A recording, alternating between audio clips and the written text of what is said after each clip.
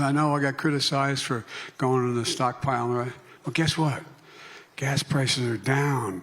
Yes, we're seeing gas prices down over $1.30. Like they've been falling. They've been falling for 96 days in a row. We've seen those gas prices go down. This is the work that the president's going to continue to do to make sure that we're lowering costs. There's got to be some irony in the fact that when he says stuff like gas prices are down, he whispers it because he knows it's not going to be long term because he's tapping those reserves like a drum. Anyway, the president boasting as recently as Friday. But Americans' pain at the pump is on the rise again. A midterm nightmare for Democrats as gasoline prices are going back up. They've been doing so for the 6th straight day. The national average again now $3.72. It was just $2.39 when he took office. The Fed's aggressive rate hikes have some economists saying a recession is inevitable. Every sentient being knows that we're in one now. Okay. A new Heritage Foundation report shows Bidenflation really hurts.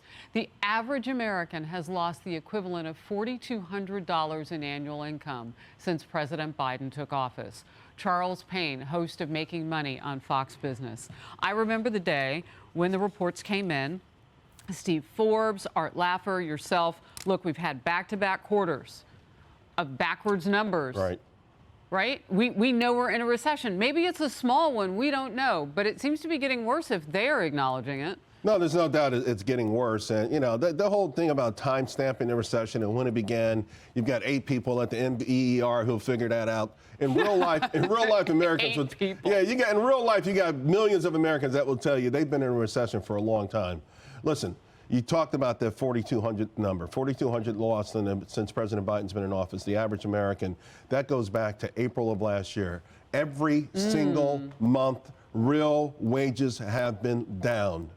Real wages have been down every single month. So 3,000 of that 4,200 comes from the fact that our dollars don't go as far as they used to.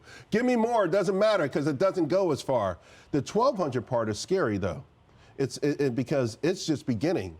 That's the recession side you talk about. The cost to borrow money, that's only going to go higher and higher. So this number, this 4,200 number is going to go much higher than it already is.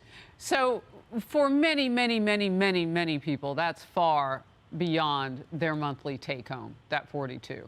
So not only have they lost like the 12th month of a year that's not over yet, they can't recoup that next year. They're already behind. So if this is cooking still hot like it is next year, then you lose another month's salary. By the end of the 2 years, you will have lost basically a quarter of pay. You know, they're debating now the term recession. A lot of people are going to be in a depression.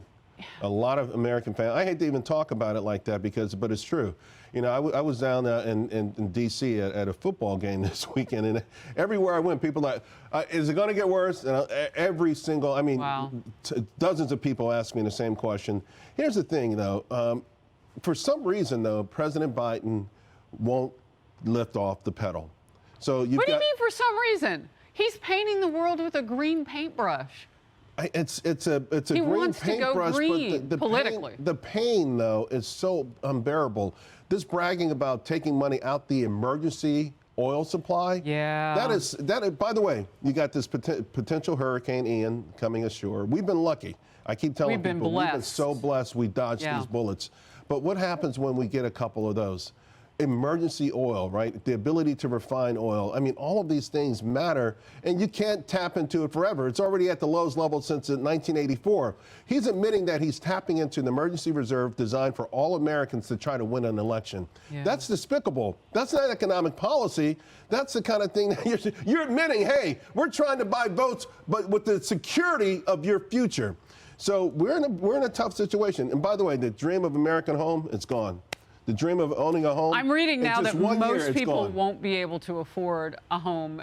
It'll take them 20 years to save up for a down payment. What used to take them less than 10. Just the same house you could have bought at the beginning of the year. It's over for most Americans. I want to hit what people see on their screen, and that is the Dow Jones. And I know a lot of people say, well, only rich people invest and all of that. It is a dismal day for Wall Street. And most people get their retirement little nest eggs from their jobs, 401ks. This is hitting millions of Americans. Friday, the Dow tumbled again, closing at its lowest mark since November of 2020. Now, remember what we were dealing with then. We didn't have a widespread vaccine. A lot was going on in this country with COVID-19, and that's when we saw these numbers, and then we bounced back. The S&P, by the way, hit bear market territory, and the Dow almost joined them. The federal chairman vowed it would be painful to get inflation under control, and he seems to be keeping to that promise. The Fed says more rate hikes will come and keep coming until inflation is tamed. Where's our soft landing that he promised? There's not going to be a soft landing. He more or less admitted that last week, which is when the bottom really fell out this market. And one of the problems, again, and I just say this is why I go back to the White House, the Federal Reserve wants to stop the economy from growing. They want to stop inflation. Then Biden's got to stop printing cash. Right. You can't have both forces at each other. You can't have another $1 trillion coming in for student loan forgiveness. The so-called Inflation Reduction Act, you got $1 trillion coming in, and the Fed is trying to stop people from spending money. They can't coexist. So the Fed's got to come in with a hammer and beat that down. Also, the inflation that's already in the system, the food prices, gasoline going back up. They call that they call that sticky, Harris. It doesn't go away. Once it goes up, once rent goes up, it doesn't go down. How many people have their rent It's like a federal agency. Once one forms, you can't kill it. Once your rent goes up, it never goes down. It just keeps going up and keeps going up and keeps going up. Your wages can't keep up, but when you get a raise, you still go out and you spend the money. So it's a cauldron. I want something positive to come. What has to happen? And look, I know people on the left don't want to say the name Trump, but you said before we had a mini recession at the end of the pandemic that we bounced back from. At the beginning of the pandemic, quickly. we had the fastest bear market in history. We saw the swiftest recession in history. The bottom fell out of our economy, and guess what? We had the fastest turnaround in the history of America. And it was all mostly organic. Yeah, we did save, they obviously printed money to help people when you stopped them from working, but we let Americans be Americans.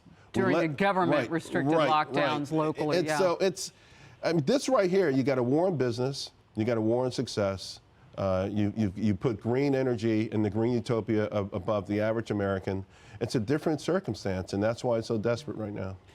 All right. I always believe that there's something great coming around the corner. There has to be. Because this is so volatile right now, so dramatically moving to the downside that we'll be oversold at some point, and all of these things. Listen, the reason the Fed wants to do this is that people get broke, and when you're broke, the Fed will walk away. You borrow money. Oh, my goodness. It's so cyclical. It's sad to say, but once we lose 1 million or 2 jobs, then they think their job will be done. Charles Payne, the truth hurts. It's sad. But we all want to know the truth. The saddest part, though, is it didn't have to be this bad. That's the sad part everyone should take away. 43 days till November 8th. People vote with their wallets. They may vote quite differently this fall. Yeah. We'll watch it and cover it all. Thank you, my friend. You got it. Hey, everyone. I'm Emily Campagno. Catch me and my co-hosts Harris Faulkner and Kaylee McEnany on Outnumbered every weekday at 12 p.m. Eastern, or set your DVR. Also, don't forget to subscribe to the Fox News YouTube page for daily highlights.